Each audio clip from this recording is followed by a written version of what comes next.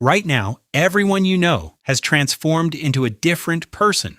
Beach countdowns, golden hour photo dumps, that specific manic energy where people start sentences with, "We have to make the most of it," and you're just watching it happen from the corner of the room, quietly wondering if something in you is wired wrong. Because the idea of stepping into that heat feels less like fun and more like a sentence you didn't agree to serve. You don't hate joy. Let's get that straight up front. You don't hate people or warmth or the concept of a good time. You hate this good time, the one that comes bundled with sweat you can't escape, a sunburn you'll be peeling off in 3 days, and the unspoken requirement to look thrilled about all of it. And here's what nobody says out loud. Summer is the only season that shows up with a personality already attached and expects you to wear it. Nobody guilts you for staying in during November. Nobody looks at you funny in February for choosing quiet. But the second it hits 80 degrees, there's this silent agreement that your mood, your calendar, your whole social identity is supposed to reorganize around being outside, like the sun became your manager and never told you it was hiring. So what's actually happening in a brain that dreads the exact 3 months everyone else counts down to? Let's start with your body, because that's where it begins. Some nervous systems run at a higher gain than others. They take in more heat, more light, more sound, more everything. But here's the specific piece almost nobody names. A huge amount of what makes summer unbearable isn't even the heat itself. It's your body's fight to get rid of it. There's a process your brain runs constantly in the background called thermoregulation, keeping your core temperature in a razor-thin safe zone. When it's 90 degrees and humid, your system can't offload heat efficiently, so it stays locked in low-grade effort all day, every day, for months. And that effort isn't free. It quietly burns the exact mental energy you'd otherwise use to feel calm, patient, and like yourself. You're not lazy in summer. You're running a background program that never gets to close. So if it feels like summer is doing something to you while everyone else seems fine, you're not imagining it. Your system is picking up a bill theirs is quietly ignoring. Then there's the social pressure, which honestly deserves its own video. Summer does this thing where everyone's schedule opens at once and suddenly there's this ambient obligation to fill it. Every weekend, every long evening, every random Tuesday, someone decides the group needs to do something.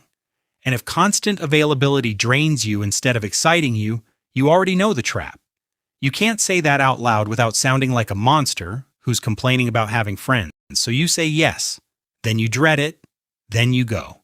Then you come home, and every social battery you own is dead by the 4th of July. Now here's the one that genuinely blindsides people. Your sleep.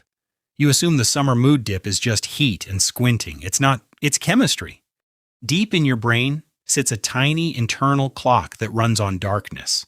It waits for the light to fade, then releases the signal that tells your body it's time to shut down. But summer keeps the sky bright until 9-10 at night, so that signal fires late or weak or not enough. You go to bed at the same time and lie there wired, because biologically your brain hasn't been told the day is over. Night after night, you lose a little sleep you never account for. And if you're someone who gets irritable, anxious, or emotionally flat on bad sleep, then you're not just cranky every July. You're a slightly sleep-deprived person, walking around in weather that's also personally offensive to you. Two-front war. Nobody warned you it was even happening. Now let's talk identity, because this one runs deeper than people admit. Summer has an aesthetic, a vibe. And if that vibe isn't yours, if you're pale and fine with it, if crowds drain you, if your perfect Saturday is a cold room and a book, then summer becomes 12 straight weeks of feeling faintly out of step with everyone around you. And humans are calibration machines. We can't help checking ourselves against the crowd.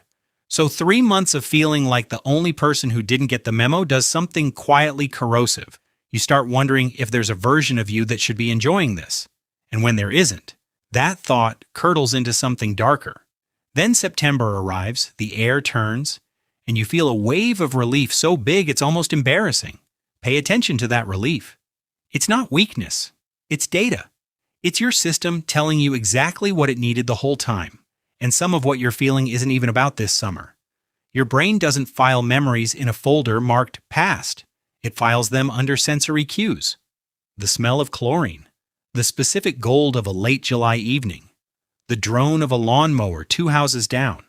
So when summer arrives and you feel this vague heaviness before anything has even happened, there's a real chance your nervous system is reacting to a summer that ended years ago, a hard one you thought you were done with. You're not being dramatic. You're being remembered at.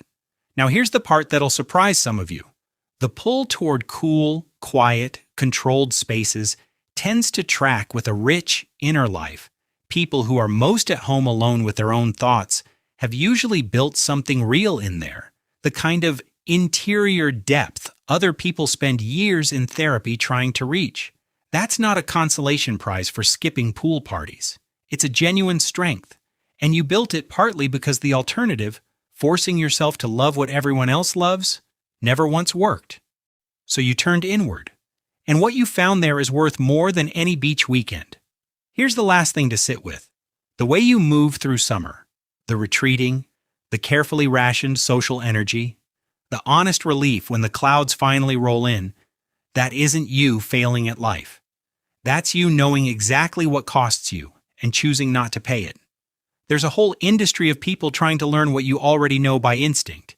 You just thought that knowing yourself in a way that breaks from the crowd meant something was wrong with you. It doesn't. It means you were listening to yourself while everyone else was busy performing. So tell me, what does summer actually feel like for you? Not the version you give at barbecues. The real one. Drop it below. See you in the next one.